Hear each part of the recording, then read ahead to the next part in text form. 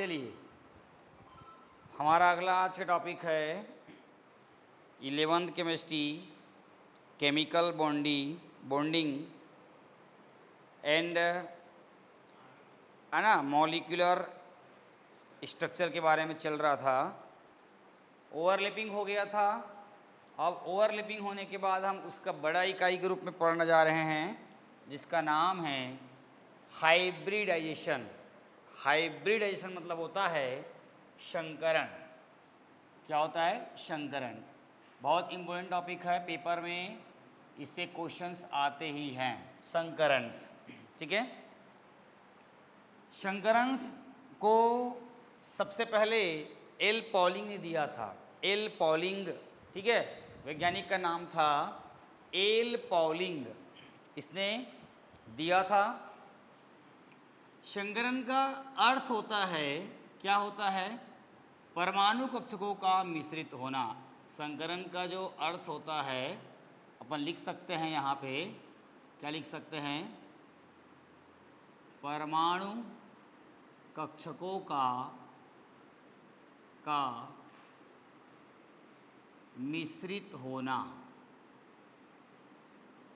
जब भी आपको पूछा जाएगा व्हाट इज़ ए हाइब्रिडाइजेशन, तो क्या लिखोगे आप लोग कि जितने भी एटम्स होते हैं, एटम्स को जो ऑर्बिटल्स होता है उसका आपस में मिक्स होना क्या कहलाएगा? संकरण कहलाएगा। ठीक है। चलिए मैं बात करता हूँ इसके परिभाषा के बारे में। ये परिभाषा क्या बोलता है?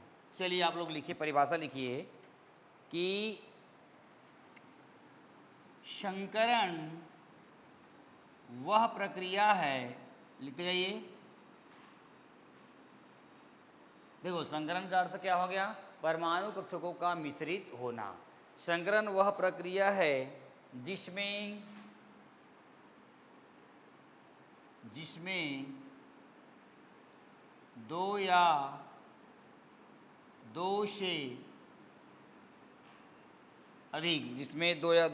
से अधिक लगभग समान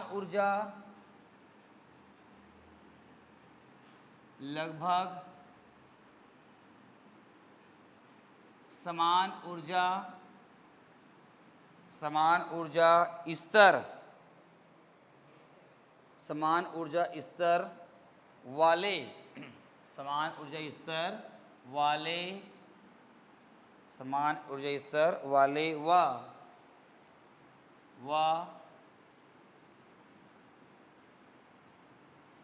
भिन्न भिन्न आकृति वाले परमाणु कक्षक, भिन्न भिन्न आकृति वाले परमाणु कक्षक। संकरण वह प्रक्रिया है जिसमें दो या दो से अधिक लगभग समान ऊर्जा स्तर वाले एवं भिन्न भिन्न आकृति वाले, SPDF है ना, भिन्न भिन्न आकृति वाले परमाणु कक्षक, ठीक है, आपस में मिलकर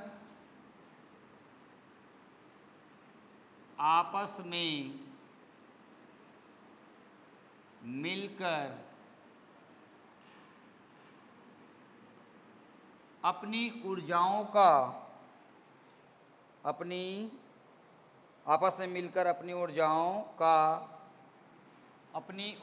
का पुनर्वितरण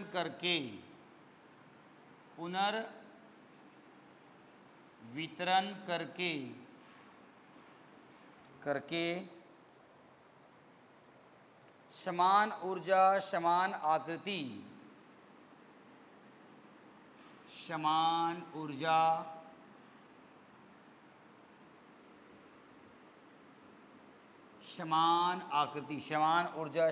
आकृति और उतने ही संख्या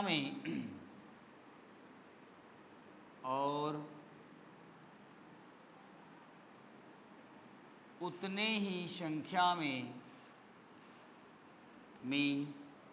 नए कक्षकों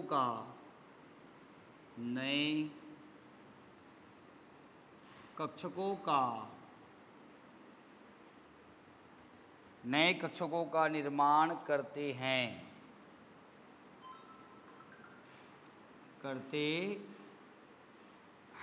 ठीक है, नए कक्षकों का निर्माण करते हैं, संकरण कहलाते हैं, संकरण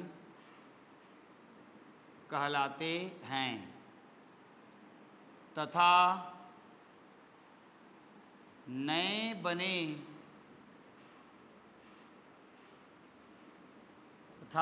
बने कक्षकों को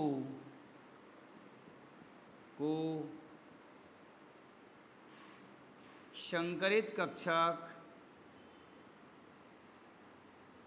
कहा जाता है। क्या लिखा हुआ है? तो ये परिभाषा है। परिभाषा आपको ओरिजिनल में समझ कब आएगा? जब इसके पूरे प्रकार और इसको नियम को पढ़ लोगे, तब एकदम इजी लगता है ये, ठीक है। बस इतना ध्यान रखे रहना कि इसमें परमाणु कक्षकों का मिश्रित होना, मतलब कोई भी परमाणु कक्षक होता है, जैसे एस होता है, पी होता है, डी होता है, ये जब आपस में मिलेंगे और अपनी ऊर्जा, समझ में आ रहा है, अपनी ऊर्जाओं का पुनर्वितरण करके अपने ही समान नए कक्षकों का निर्माण करना, अपने ही समान ऊर्जा और समान आकृति वाले कक्षकों का निर्माण करना संकरण कहलाता है। संकरण की प्रक्रिया में जो है बनने वाले जो नए कक्षक होते हैं उनको संकरित कक्षक कहा जाता है। वैसे देखा जाए तो संकरण जो होता है वो अलग अलग प्रकार का होता है, कई है ना। एक होता है sp संकरण, एक होता है sp2 संकरण, ठीक है, एक होता है sp3 संकरण, एक होता है sp3d संकरण, एक होता है sp3d2 संकरण, एक होता है sp3d3 संकरण, एक होता है dsp2 संकरण। तो संकरण के बहुत सारे प्रकार हैं, लेकिन आपको 3-4 प्रकार आपको इस चैप्टर में पढ़ना है, जो कि एग्ज़ाम के दृष्टिकोण से बहुत इम्पोर्टेंट है। तो ये समझ में आ गया? संकरण वह प्रक्रिया है जिसमें 2 या 2 से अधिक लगभग समान ऊर्जा स्तर वाले व भिन्न भिन्न आकृति वाले परमाणु कक्षक आपस में मिलकर अपनी ऊर्जाओं का पुनर्वितरण करके, एक्सचेंज करके, एनर्जी को दे करके, पुनर्वितरण मतलब करके देना करके, समान ऊर्जा, समान आकृति और उतने ही संख्या में नए कक्षकों का निर्माण करते हैं, संकरण कहलाते हैं। तथा नए बने कक्षकों को हम लोग क्या कहते हैं? संकरित कक्षक कहा जाता है। ठीक है, कर लोगे? चलिए अब इसके हम लोग पढ़ते हैं नियम के बारे में। चलो लिखिए, संकरण के नियम, हेडिंग डालो।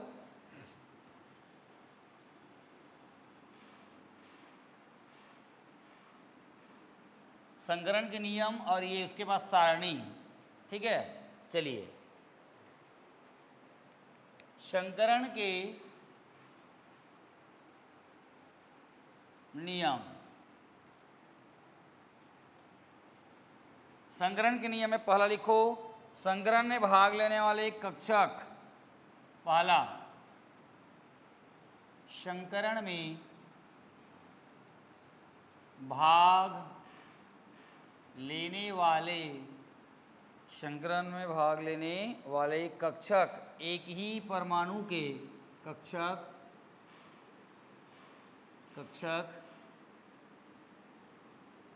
एक ही परमाणु की लगभग समान ऊर्जा वाले होने चाहिए। एक ही परमाणु के लगभग समान ऊर्जा वाले, संकरण में भाग लेने वाले कक्षक एक ही परमाणु के लगभग समान ऊर्जा वाले होने चाहिए।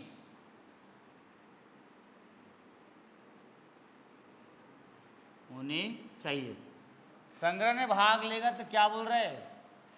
कक्षक एक ही परमाणु के लगभग समान ऊर्जा के होने चाहिए। एक ही परमाणु के होंगे और वो समान ऊर्जा वाले होंगे। वो सब जब पढ़ोगे तो पूरा आपको डिटेल में समझ में आ जाएगा। चलिए, सेकंड नंबर लिखो, संकरण के बाद उतने ही नए कक्षक बनते हैं। संकरण के बाद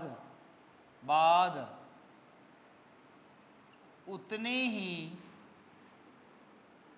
नए कक्षक बनते हैं। संकरण के बाद उतने ही नए कक्षक बनते हैं जितने कक्षक संकरण में भाग लेते हैं। जितने कक्षक संकरण में भाग लेते हैं। ये तो था आपका दूसरा नंबर।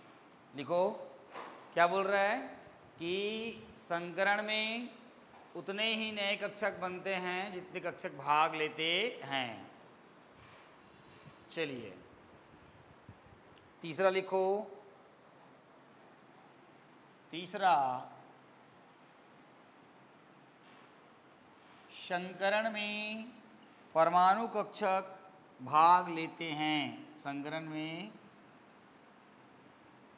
परमाणु कक्षक भाग लेते हैं।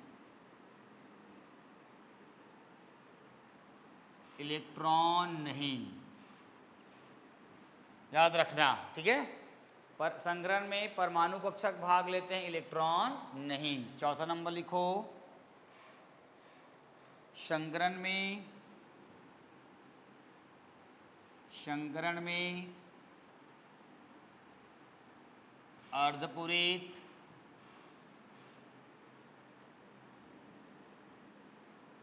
संकरण में अर्धपूरित, पूर्णपूरित एवं रिक्त कक्षक, संकरण में अर्धपूरित, पूर्णपूरित एवं रिक्त कक्षक भाग ले सकते हैं। भाग ले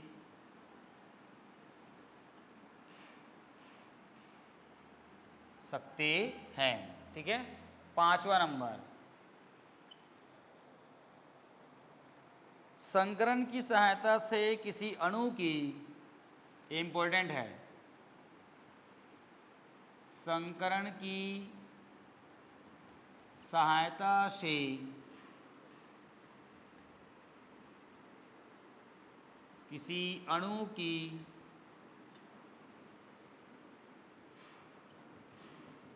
संकरण की सहायता से किसी अणु की ज्यामिति, संरचना एवं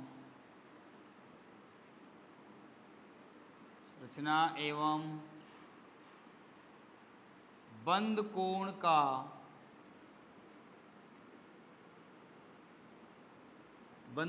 का निर्धारण कर सकते हैं।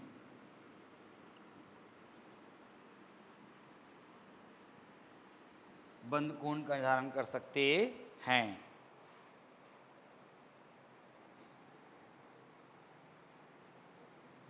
छठवां नंबर, संकरित कक्षक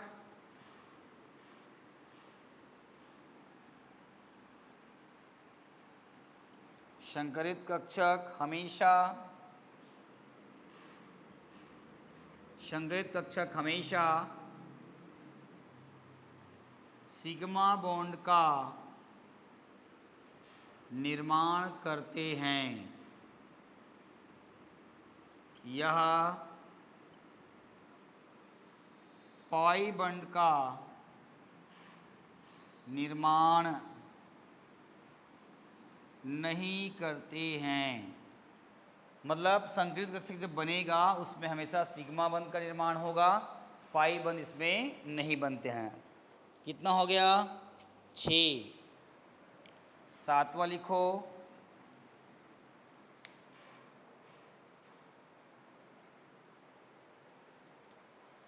संकरित कक्षक की ऊर्जा व आकार। संकरित कक्षक की ऊर्जा व आकार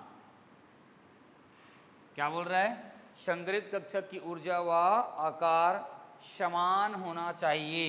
ये समान होता है।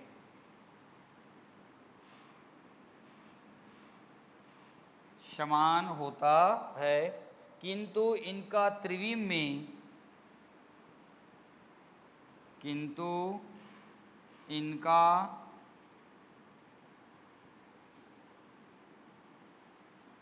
त्रिविम में अभिविन्यास, त्रिविम में इनका अभिविन्यास भिन्न हो सकता है, भिन्न हो सकता है। 8वां, संकरण एक काल्पनिक, संकरण एक काल्पनिक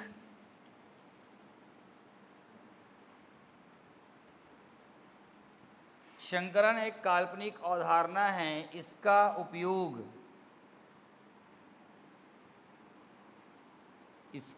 उपयोग प्रायोगिक, संकरण एक काल्पनिक अवधारणा है, इसका उपयोग प्रायोगिक तथ्यों को स्पष्ट करने के लिए किया जाता है।